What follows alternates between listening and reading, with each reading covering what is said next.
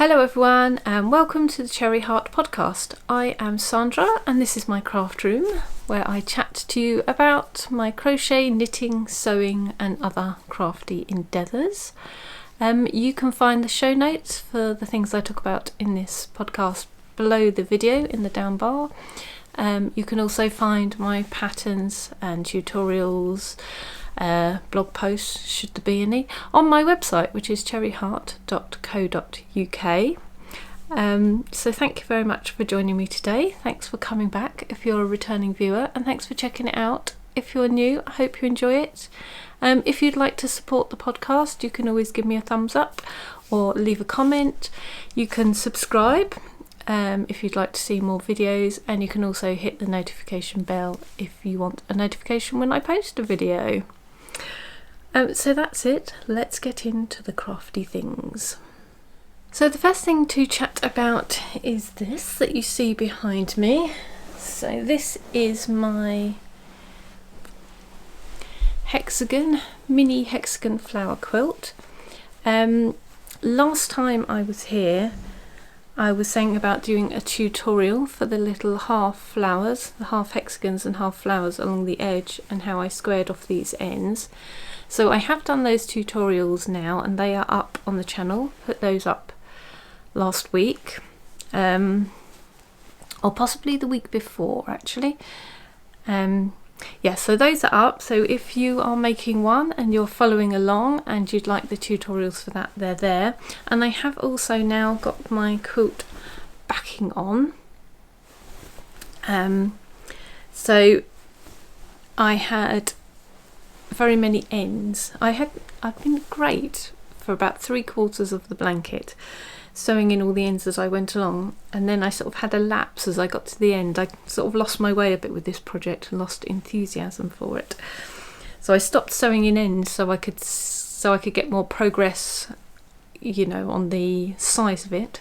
The visual progress it seemed like initially, but then of course I had all the ends on the back. So I decided to do this, just cover the back to close in those ends. And I actually posted a video about doing that last week, so that was just a quiet moments little vlog, you know, one of my more peaceful blogs where I just show me pottering around, amiably going along, doing some crafty bits and bobs. Yeah, so it's not how I did it, it's not a how-to, it's not a tutorial, but it does at least give you an idea of what I did. But basically I just got one piece of material and I've put that to the back, I've sewn it round, and then I have folded over and just brought it to the front to create the kind of quilt binding edge. And I was saying last time that I kind of fancied the idea of some, I'm not quite sure what they call it, it's cotton but it's kind of got a furriness to it, a soft sort of, it's not fleece because that's too thick, it's not furry, but it is just thin cotton, but it's got a name and you probably know what I'm trying to say, but I can't think of the name of it. Sort of brushed cotton, is that it? Brushed cotton. Like a sort of flannelly type thing. I thought, oh, that would be a nice feel, it'd give it a nice soft feel to the back, but I didn't think I had any. But when I looked to find a suitable bit of fabric, I had some. So I must have been given a bedsheet, someone's old bedsheet at some point, because yeah, I had a lovely big bit of fabric. And I mean, it couldn't have been better, could it? The colour works well, the little ditzy fabric. I mean, if I maybe in my head I remembered I had this bit of fabric and subconsciously I was thinking, but yeah, when I went to the cupboard and found it I was like, oh my goodness, it's perfect. So let's show you the actual fabric. So there it is, little ditzy flowers. I think it's about perfect for this. So yes, it's finished. It did take me quite a while to do the back. As I was working on it, I thought, I'm not actually sure this has saved me any time on sewing the ends in, and if I had known about I was going to do this, I wouldn't have sewn any of the ends in, and then I would have saved a whole bunch of time. But given that I only had sort of like a big clump of ends, and most of the blanket was sewn in, really, probably about, I don't know, 3/4 was sewn in, so I probably only had 1/4 of the ends. I kind of wish I'd either bothered to carry on sewing them in, or I don't know, it wasn't exactly a time saver in the end for me, but I think, like I say, if I'd left all the ends and just backed it instead, that would have worked perfectly. But it was interesting to sew the backing on and see what that was like, because it was one of those things I'd never done before. So it was a bit of a learning experience, and at first I absolutely hated it. I thought I'd made a terrible mistake, but actually it came together and now I'm quite happy with it. So I laid out my fabric, then I laid my crocheted top on, and then I sewed it down there. So just inside, I'd done a round of, I think I did double crochets first, then treble crochets, so that's in UK. So in US, a round of singles, then a round of doubles. And that was the area I thought that I will cover with the binding, so I'll give it a nice neat edge, and then it just frames the hexagon part of the blanket. So I sewed in that border line, so just at the edge between the hexagons and my tiny little border. So I had to put my walking foot on for that. I did start doing it with my regular foot, and luckily within a stitch or two went, nope, that's not going to work. Of course the walking foot would be better for this. So I used the walking foot. It was still very unpleasant to have to try and sew that, because it's quite heavy, I suppose. Anytime you've got to get quite a lot of weight through a machine, it can be quite difficult. And it felt like I wasn't doing a very good job of it. I thought, this isn't going to come out very neat. I don't know how on earth I'm going to unpick it all. It's going to be a bit of a nightmare. Well, what I actually did after that is I kind of stretched it all out, and it was right. And it actually came out quite well. I don't know how. But I did block it at that stage, just so that everything sort of sat nice and sort of taut and flat, because although it was right when you sort of smoothed it out, it didn't kind of stay that way. So I did actually sort of retrospectively block it, if you like, but that worked really well. I just pinned through the fabric as well, gave it a spray on top, and then it looked fab after that, so I was quite happy with that. So then I trimmed my edges, folded them over to make the binding, but then the backing was still very loose, so I actually laid it out and I sort of did ties at quite a few places. I think it's pretty much between every flower. So again, I hand stitched this. So I sewed, I wish I could construct a coherent sentence for you. I sewed the backing on, then when I folded it round and brought it to the front, I hand sewed that on, and then I hand sewed all my little stitched sort of ties. So I literally put the needle through from the front so I could hide the knot, did a few stitches, and then tied it off and went to the next one. So again, that took quite a while to do. So I'd probably say it took me a couple of days to create this backing, but I am glad I bothered to do all the tying in, because it does make it, you know, it makes it more like a proper quilt, I suppose, like a proper blanket. It does make it usable, where before, when it was flapping all over the place, it really looked quite bad. So yeah, I'm quite happy with that, and I think it is something I would consider doing again. I think you do have to take your time, and you do have to tie it in frequently. You know, do your little stitches frequently. But having spent the time on it, I really like the result. And I do think it makes an absolutely lovely finish for the blanket. Yeah, I do like it actually. Maybe this is the way forward, covering up ends. Some people were worried about the ends appearing from the front, and I think you would have to be careful about that, depending on what blanket you're trying to make. With this one, I think it's actually fine because it's solid squares, hexagons that I'm making, because it's not like grannies where they're open and have gaps. I mean, there is gaps, they are really small. I can't even tell on here where the patches of ends are and where I've woven it in. So I think, you know, it would work for a sort of a dense fabric blanket like this. If it was a more open design, obviously it wouldn't work very well at all. But yeah, on this seems to be pretty good.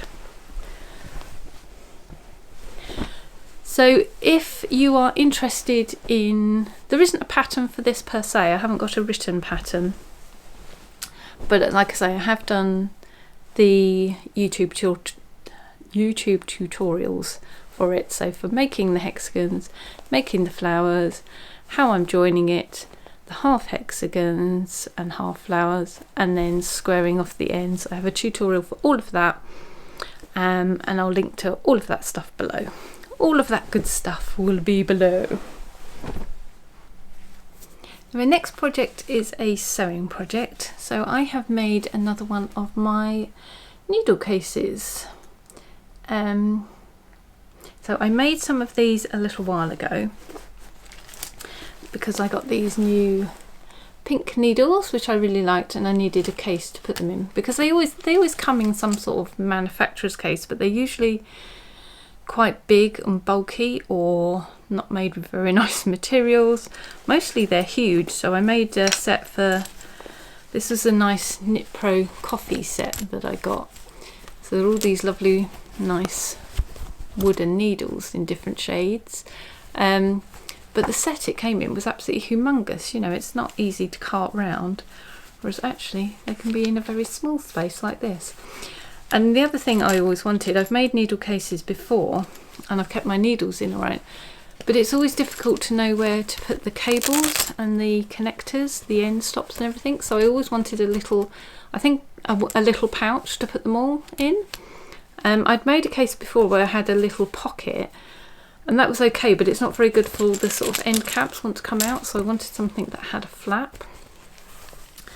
So I came up with this design, which I'm really quite happy with, and I've been using it quite a bit now, and it seems to solve all my problems anyway. So yeah, so a few of you were asking for the pattern for this, so I'm pleased to say I have actually got everything finalised, and it is up now. It is up for sale. So I had a bit of a stumbling block with it around the construction, because this one and this one I made in slightly different ways, and so I needed to sort of finalise exactly how to make it so I could explain it to you guys in a pattern. So so I sorted that out. I've done a few, you know, other prototypes, testing it out, and I've got the pattern honed now. Don't know if you can hear Mr. Burt barking in the background, but let's go and see what he's harping on about. Yeah, so it's taken me a little bit of time, and I know some of you have been waiting for it and have asked me about it. So yeah, I'm very glad to say it is now up for sale. It's actually on Etsy. I do have a pattern page for it on my website as well, cherryheart.co.uk. I've got a page for all my patterns on there, but the link is actually for Etsy. And then there's two slight variations. So basically it's, you know, 90% the same.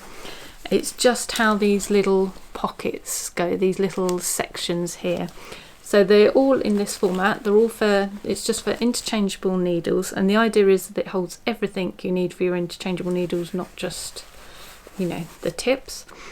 So these are for the 5-inch tips. Not quite sure what that is in centimetres. Yeah, I don't know. I've gone for inches on that. And then, so I've got, this set is a 12 tip set, so they all fit in there nicely, even those sort of bigger size. Got this nice flap to keep them all in. Then we've got the pouch. You can put your connectors in there. I've got a little you know, cable measure, and what's the needle gauge thing in there. I've got all the little end caps in here. You can put any other little bits and bobs you want in there. And then on these, I've put this because I'm always getting these little connectors out, and I didn't want to just put it loose in the pouch, so it'd be tiny at the end and it'd be a faff to find it all the time. Or sometimes they come in those little plastic sort of little bags, don't they? And I used to put that in the pocket, but again, it's quite, you have to almost get everything out to find it. So I thought I want this to be more the cable connector, the tightener. Can you see that even? Let's see what's coming up. Yeah, the little cable key. I wanted that to just be easier. So I thought I'll add this little ribbon and just have it hanging there, and then I can just, oh, it's so much better. It's so much easier. Then it's just to hand when you want to change needles. So that's the idea of it, and then I just fold those in, and then I like these lovely long ties to have it wrapped around. You can just make this shorter if you want to, but I quite like how that looks. To have it all wrapped around, I'll show you on this one because it's still tied up. Yeah, I quite like that. So that's the first style, and then the variation is as it is on this one, because the set had less tips. It didn't have all 12. You can get so many variations now, but this one I didn't have so many of the larger sizes, so I kept this pocket bigger, and I've just kept my little needle gauge in here and my scissors as well to make a little extra pocket. So I've put templates in for those two styles so that you can get these pocket sizes, these little needle pouch sizes correct. So I've put in a template for the 12 tip one, and then I put in a template for the 10 tips, but with a pocket as well at the end. So those are the slight variations, but you know, all the construction and everything is exactly the same. It's just where you make these little pockets.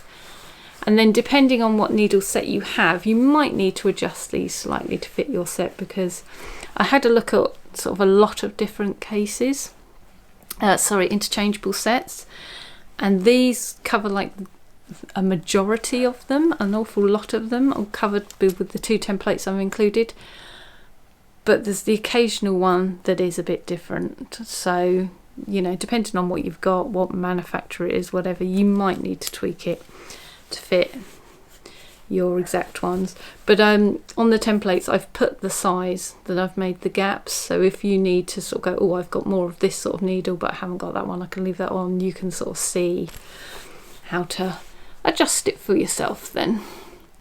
So there we go, that's the other one. And then I did have a case for these, an older case for my Addy Clicks. These were my all-time favourite needles until I got into wood needles.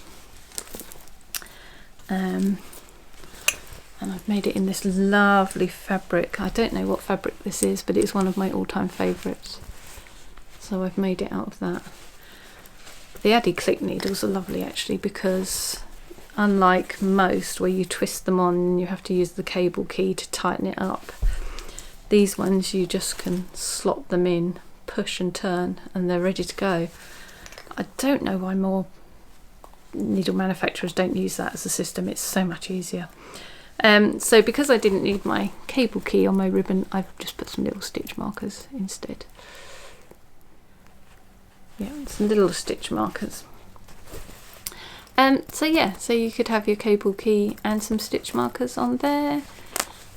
You can have lots of needles, you can have a little pocket on this side, but basically then you've got all of your needles, all of your cables, all of your end stoppers, and it just folds up into that little pouch, so much smaller than most of the big old cases they come with, and you can just slip that in your project bag. It's so much easier. Yeah, so there we go. I'm very happy with this. I just find them so much more convenient. I'm still quite excited by just having this handy pouch here. Little things like that please me, but yeah, it's just so much easier. And now I've got one for pretty much all of my needle cases. my needle sets, sorry. I have got one sort of hodgepodge set that I haven't bothered to make a new case for because the case I've got is fine. Hasn't got my handy dandy pouch, but it's fine. So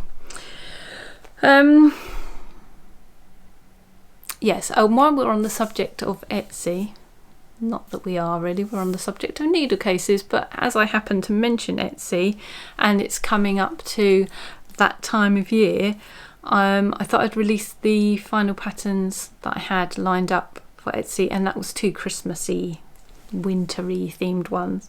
So I'll just quickly tell you about those. So the first is my magical snowflakes pattern. So I released this last year, released it on Ravelry. I always try to release them on Ravelry first because it's so much easier for, if you know, as much as you test and you check and you recheck, there's always that thing where the odd mistake can slip through. And on Ravelry I can just update the pattern and I can send the updates to everyone who's bought it, and you just automatically get it into your library and you can re-download. So it's so much better. You don't get that with any other platform, not that I'm aware of. You certainly don't get it with Etsy or Love Crafts, which is the other platform I'm on. So then if there is an error, I can't, you know, send you an update. You've just got the version you brought and that's the end of it. So yeah, I like to give them a little go on Ravelry for a bit if I can before I put it on, and just to sort of make sure any of those last little bits have been ironed out. Well, hopefully anyway, that's the theory. It's always possible, isn't it? But anyway, so we're releasing them on Etsy now. So it's a lovely snowflake design, magical snowflakes. And you can just use the snowflakes on their own, but I've come up with this beautiful border so they can make this lovely pattern, and it kind of has a kind of nice lacy feel. I didn't want to connect it in all the places. I liked it to have this kind of open feel, so it's almost like this is a snowflake but the whole hexagon could be a snowflake as well. And it's got these pretty little ends.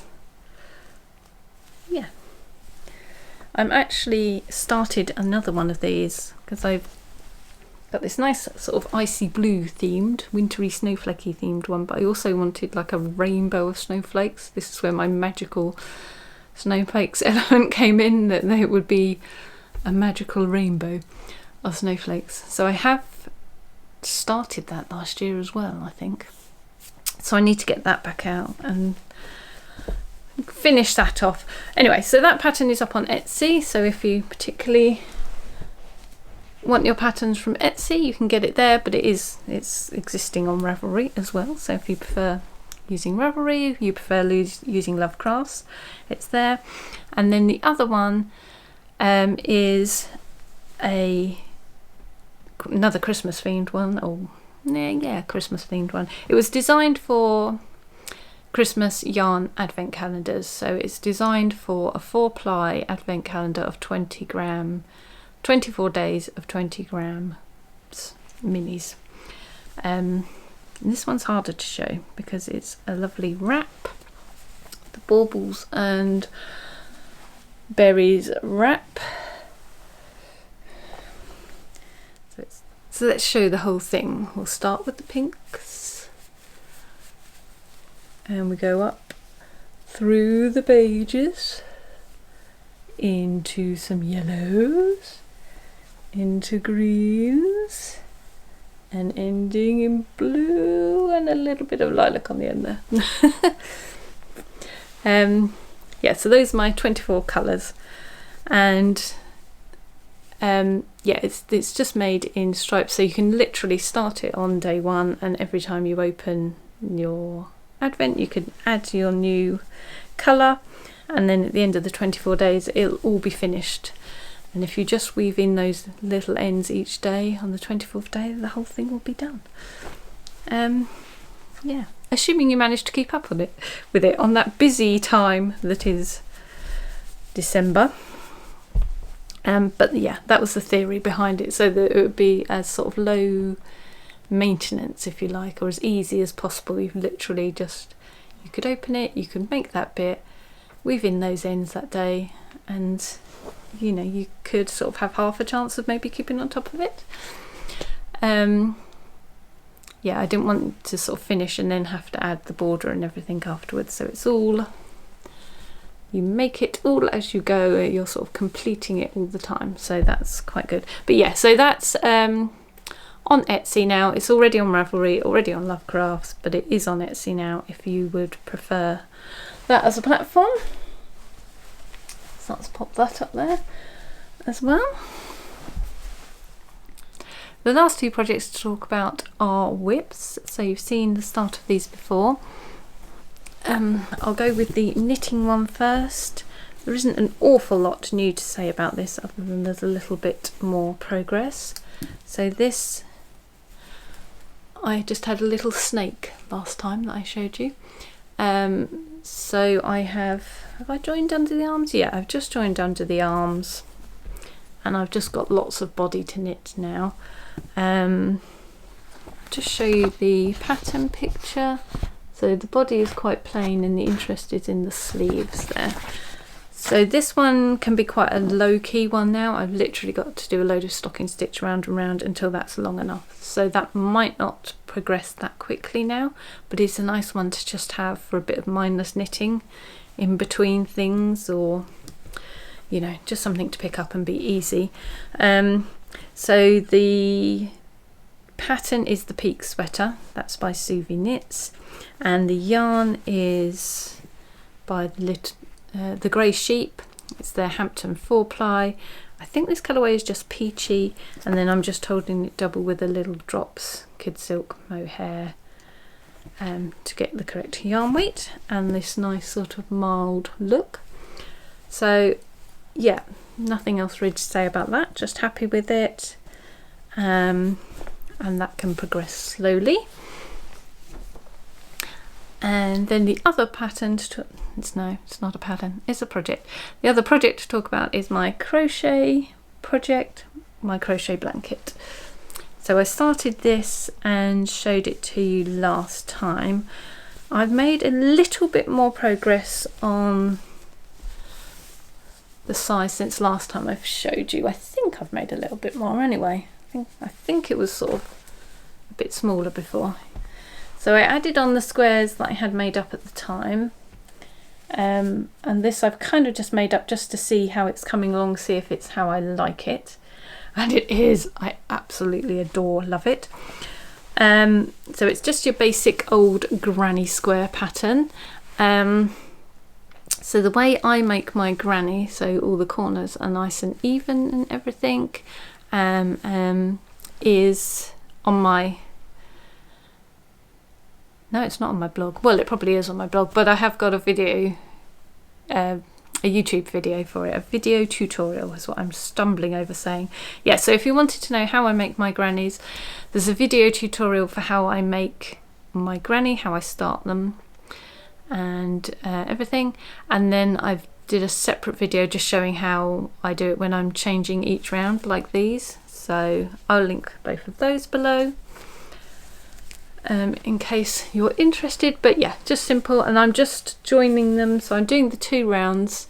I'm making up, let's show you, I'm making up loads of the little 2 round grannies like this, and then I am just joining them with the 3rd colour as I go. So someone asked me about doing a tutorial for Join As You Go. Right, we lost battery there, so I'm not quite sure where I was. I think I was talking about a Join As You Go tutorial. Yes, so I haven't got a video tutorial for that as yet. Someone did ask me if I would be willing to do one, which I would. Yeah, that would be a great idea for a tutorial, but I probably won't get to it this side of Christmas, I don't think, with everything I've got coming up. So it probably would be in the new year. So if you do want something sooner, I have got a photo tutorial on my website. So Join As You Go. I'll link to it below. But that's like, it's step by step with photos for each stage. So hopefully you'd find that quite helpful in the meantime. But So as though I'm using that third round to join as you go, what I think I might do is do all the 2 round squares first, because I've weighed what I've got here, and based on the number of squares I've got here, I did some calculations about how much yarn I might need. So my plan is for a 30 by 30 square blanket, so that's 900 squares, which is, let's not think about that, let's not focus on that aspect. But based on the yardage, the weight of this, I tried to calculate what I might need. So I've pulled out as many skeins and things as I can from stash. They're going to fit the colour palette that I want. So this blanket is going to be called the Sitting by the Fire blanket. That's kind of what I've named it in my head, just because I want that nice, warm, cosy feel and colours to it. So I pulled out all the ones that I think are going to work. And I've done a heck of a lot of winding up, and I've got this whole ginormous basket of different colours. So what I've been doing, my system so far, is to kind of make a first round in every single colour I've got. So this is a whole batch of them I've got here. I've just started weaving in the ends of these ones, so lots of ends on this still. And then once I have done a whole batch of middles in every single colour that I've pulled out, I then match them with a second round colour, and I make all the second round squares. So I've got a whole batch of second round squares in here. Now in this basket I've got 120 squares, so that's a decent start. That, with what I have here, is almost 200 squares. So if I want 900, I'm almost at a quarter of the squares I need. So what I'm going to do is I will make these ones up, and then I think I'll have another wee, I was going to say then. I'm not going to have another wee. I'm going to have another weigh up and sort of see if I'm looking like I'm on track with the yarn I've got to be able to make all the squares I need. So I'm also thinking that I might put that third round on and join them as I go at the end, because, you know, some yarns I've got a tiny little amount of, and some yarns I've got a whole skein of. And what I don't want to do is sort of,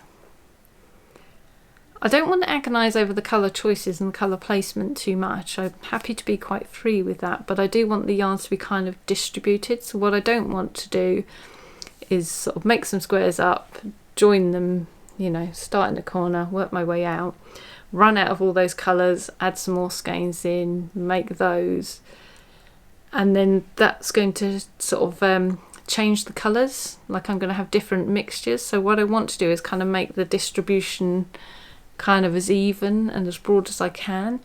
So I think if I make up all my 2 rounds first, and then I can kind of just decide to get those bits distributed quite nicely, because I've got some bolder colours. I've got like this really bright orange and some darker browns and things, and that I haven't necessarily got loads of, and I don't necessarily want loads of them in the blanket either, but I don't want them in one corner and then none anywhere else. So I think this way, if I focus on all my little squares first, then I'll do all the joining rounds. That's my plan. So I've also got a whole sort of hotchpotch basket for the joining rounds as well, because the joining rounds aren't just one colour. I've got sort of, they're paler for the most part, but I've got like an odd darker one in there. I've put in like a really dark one. So again, I don't want to run out of that colour and just have no other ones like anywhere in the blanket. So it's about trying to make things even. Random, but even. Organised random, as I call it. Planned random. I want it to be evenly distributed and not in a pattern, but not proper mathematic random, because that you get clumps in that, and I don't want clumps. So that's my plan with that, and it's yeah, it's still just making me incredibly happy. Just, I don't know why. Like I was saying on an Instagram post, it just feels like, makes my little crochet heart happy doing this kind of thing. Yeah. Seeing these little baskets of things, these little piles of crochet, very pleasing. Whether that will last me 900 squares to the end of the blanket, I don't know, but we'll see how far we get. So I think that's pretty much everything. I did speak last time about my plans for a ranunculus or ranunculus sweater, but I'll probably come back to that another time because I haven't actually started that. I was just in the swatching stages, so that's still in the planning at the moment, and these two given me enough to work on, and then I've got some Christmas things that I want to work on as well, so I'm kind of leaving a bit of space for that. But hopefully I'll share those with you next time. So that's probably it from me. Thank you ever so much for being here and visiting with me and listening to my chatter. Yeah, so I will see you next time. I hope you grab some nice, calm and peaceful, quiet crafting moments until I see you next time. That's it for now. Bye!